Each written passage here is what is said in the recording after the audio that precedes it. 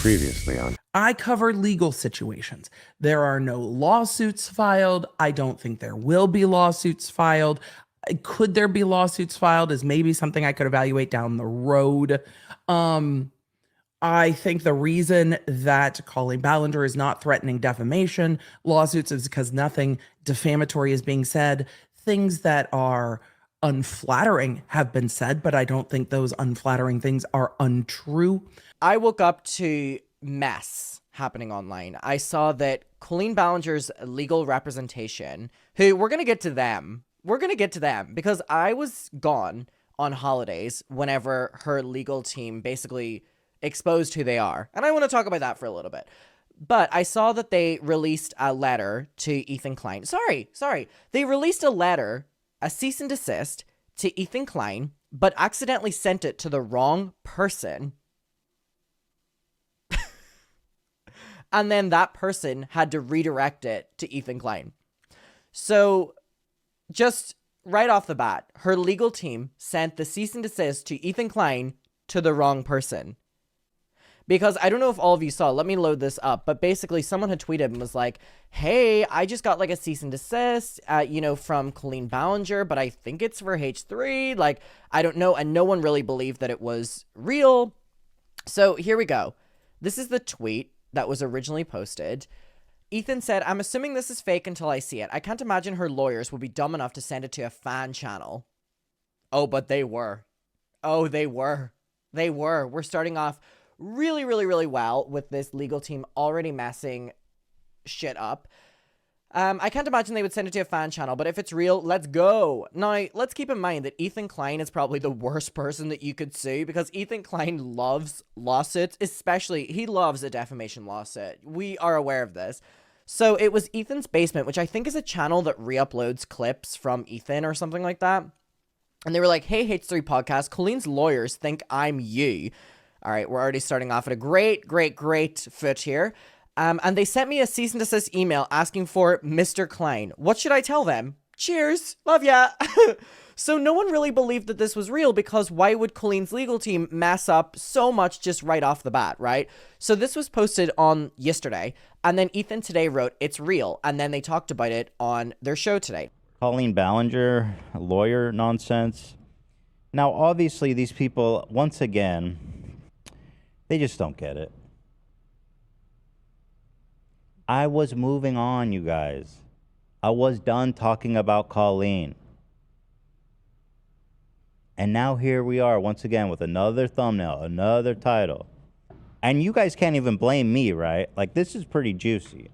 You guys can't even be like, yo, stop talking about Colleen already. This is like the 5th video in a row. It's like, well, yeah, they sent me we received it last night at 8:30. Correct. So before then, her brilliant lawyer had sent this cease and desist to Ethan's basement. Just reflect on that for a moment. Not the public email address I have for work that I check regularly. Not my main email that I check associated with my YouTube account. No, Ethan's basement. Okay. Well, he's a traditional media lawyer, as I understand it, so the boomer energy is strong. Getting ready for war. Mm-hmm. We're not ready we're not sure if we're going to war, but we're preparing. Right. Hey, H3 podcast, Colleen's lawyers think I'm you and sent me a cease and desist email asking for Mr. Klein. What should I tell them? Cheers, my dude. Love ya. So my first reaction when I saw this was like, man, there's no way. Now, I know Ethan's basement, this guy wouldn't lie. He's a good dude. Yeah. So first thing, I wake up, I check the updates, and sure enough, it's real. Here's the email, of course. Why wouldn't I show it? He says, Dear Mr. Klein, our law firm is litigation counsel to Colleen Ballinger.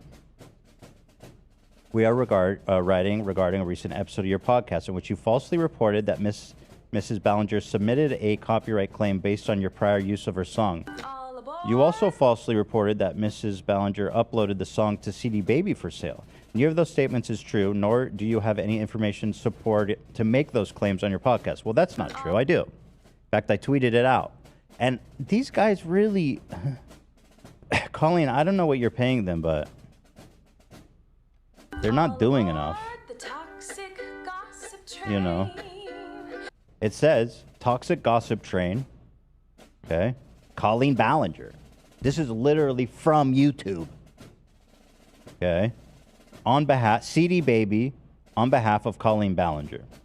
Now, if there's a problem with this, which by the way, I was very upfront in saying, it's a strong possibility that she's not even responsible for that. So I feel like I was fairly gracious and fairly truthful in terms of the potentiality that this was actually her.